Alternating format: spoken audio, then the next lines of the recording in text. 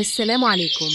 في طفل دايما ساكت، ما بيطلبش حاجة، ما بيزعلش، ما بيتكلمش كتير. أمه تقول ده هادي وملوش في المشاكل، لكن الحقيقة الهدوء ساعات بيخبي وراه وجع كبير. وجع طفل بيتمنى يسمع، بس كل مرة بيتكلم بيتقاطع. بيتمنى يتقبل، لكن بيتقابل باللوم أو بالسخرية أو بالصمت البارد. الطفل ده مش منطوي بطبعه، هو مجروح من جوه. كل مرة حد يقلل منه أو يسخر منه أو يصرخ في وشه، كان بيحط طوبة صغيرة في جدار العزلة اللي حواليه. يا ترى كم مرة كأم أو أب شفنا ابننا قاعد لوحده وافتكرناه مرتاح، وهو في الحقيقة بيهرب مننا، بيهرب من البيت اللي المفروض يكون حضن أمانه. لما ابنك ينعزل، ما تسأليش هو ماله، اسألي نفسك هو اتوجع إمتى، وإزاي تقدري ترجعي له الثقة اللي ضاعت. النهاردة في بودكاست زهرة هنتكلم عن الغلط اللي بيخلي ابنك ينعزل عن الناس، الغلط اللي بيخليه يعيش جوه قوقعته، يخاف يضحك، يخاف يحكي، يخاف يتحب. خلينا نغوص سوا في عالم الطفل اللي ساكت واللي صمته بيحكي أكتر من أي كلام. في التربية مفيش طفل بينعزل فجأة، في تراكم، في خوف، في حاجات صغيرة حصلت كل يوم، ولما جمعناها مع بعض صنعت طفل منعزل. ساعات الانعزال مش سببه المدرسة ولا الأصحاب، سببه البيت. البيت اللي المفروض يكون دفى بقى مصدر توتر. البيت اللي المفروض يكون مكان يسمع بقى مكان يحاكم. في كل مرة الأم تصرخ فيه وتقول أنا زهقت منك، الطفل بيتعلم إن وجوده تقيل.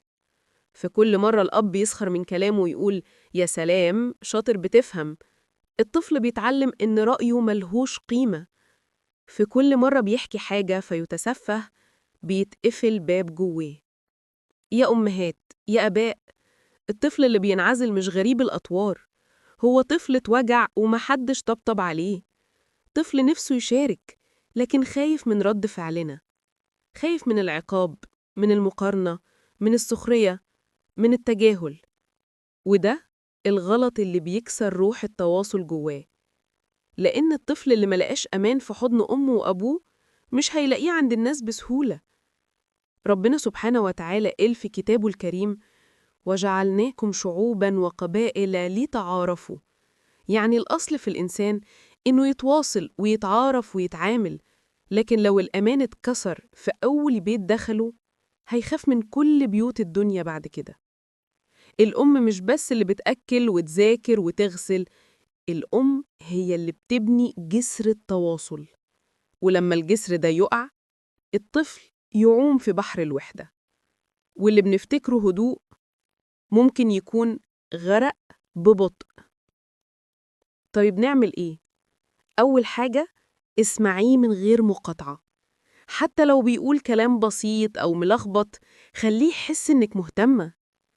تاني حاجة، شاركيه، العبوا سوا، احكيله عن يومك، افتحيله باب الحكاية. تالت حاجة، ما تسخريش منه، السخرية بتوجع أكتر من الضرب. رابع حاجة، ما تعزلهوش بالعقاب، الطفل المنعزل مش محتاج زاوية، محتاج حضن. الأب كمان ليه دور، ما تسيبوش الأم لوحدها تواجه. لو شفت ابنك ساكت ما تستهزئش بيه، قرب واحكيله عن طفولتك، عن خوفك زمان. لما الأب يشارك، الطفل بيحس إن الرجولة أمان مش صراخ، وإن الكلمة الطيبة مش ضعف، دي قوة.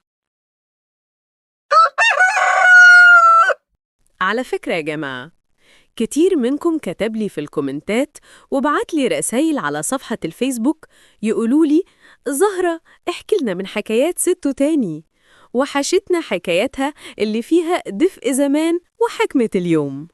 وأنا فعلا مبسوطة إنكم بتحبوها، لأن ستو ما كانتش بتحكي قصص بس، كانت بتحط جوه كل حكاية مفتاح من مفاتيح التربية. النهاردة ستو بتحكي لنا عن ولد اسمه مروان. مروان كان دايما قاعد في أوضته، ساكت، مش بيشارك في حاجة.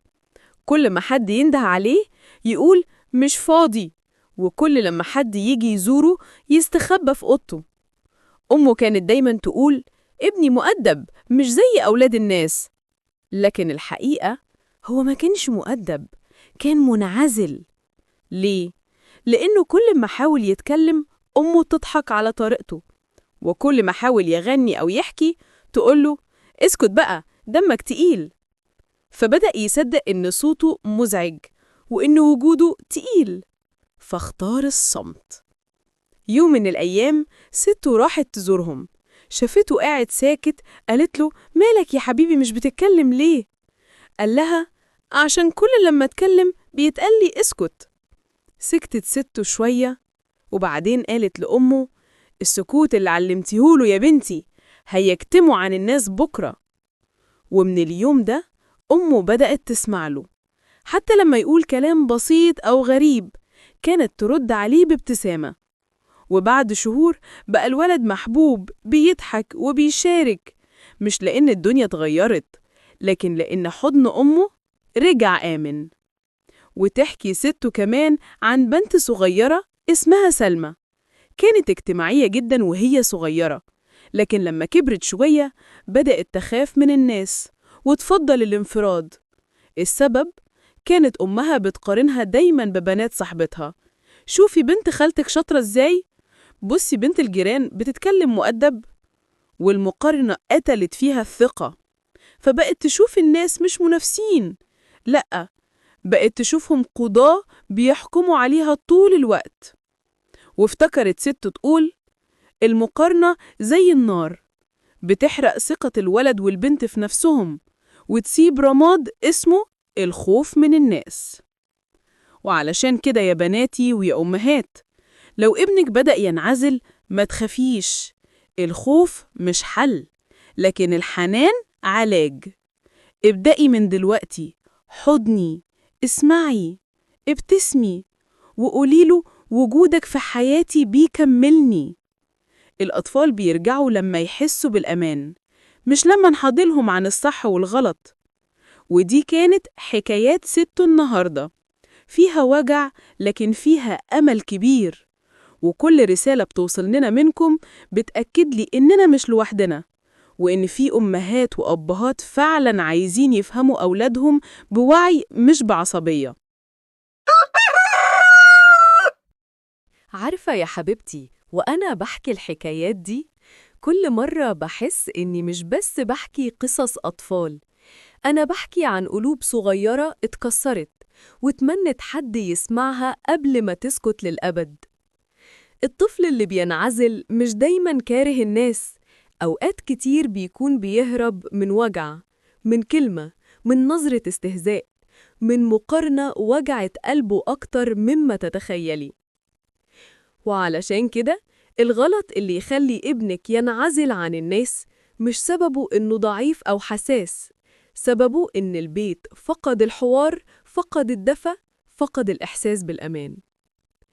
يا ابنك مش محتاج تدفعيه يخرج، هو محتاج حضنك يرجعه للحياة، محتاج يسمع منك أنا فخورة بيك، محتاج تحكيله وتسيبيه يحكي حتى لو كلامه بسيط، حتى لو مش مفهوم، لأن كل جملة بيقولها طفل وراها نداء صغير اسمعيني. لو سمعتي هيفتح لك قلبه، ولو تجاهلتي هيسكر على نفسه الباب، وهيقعد جوه عالم صغير محدش يعكره ومحدش يفهمه.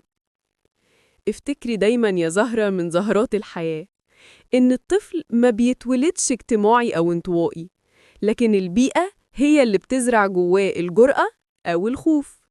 لو لقي فيكي حضن يسمع هيتكلم، ولو لقي فيكي أذن تسمع بلا حكم هيحكي، ولو شاف في عينك حب مش هيخاف من الناس لأنك أول الناس.